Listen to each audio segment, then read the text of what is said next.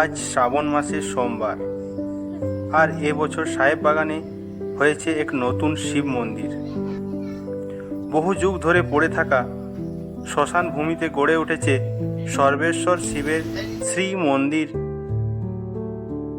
দীর্ঘদিনের গ্রামবাসীদের বাসনায় প্রার্থনায় পূর্ণ হয়েছে এই মন্দির। চতুর্দিকে গ্রামগুলি সবাই আসেন, পুজো করেন, সর্বেশ্বর শিবের কাছে প্রার্থনা করেন, ওং নমঃ শিবায়, ওং নমঃ শিবায় নমঃ এই মন্ত্রে পূজা করে প্রার্থনা করেন, হে প্রভু, জগতের শান্তি বিরাজ করুক, মানবতা পূর্ণতা পাক। সকালে মহারাজ নিজে এসে মাতৃ মিশনের পক্ষ থেকে হাতে ধূপ, প্রদীপ আর ঠাকুরের জন্য পবিত্র জল। গ্রামের মানুষ ছোট বড় সবাই হাজির এই শুভ লগ্নে। শঙ্খের শব্দে, বোলবমের ধ্বনিতে মুখরিত হয়ে উঠেছে গোটা সাহেব বাগান।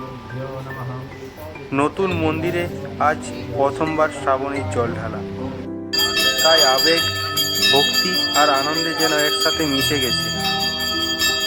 মহারাজের হাতে সম্পন্ন হলো বিশেষ পুজো, আর সবার একটাই কামনা, শিব ঠাকুর যেন সকলের জীবনে শান্তি আর আশীর্বাদ নিয়ে আসেন। সাহেব বাগান আজ শুধু একটা জায়গা নয়, এটি হয়ে উঠেছে ভক্তির মাটি, বিশ্বাসের এক নতুন দিগন্ত রেখা।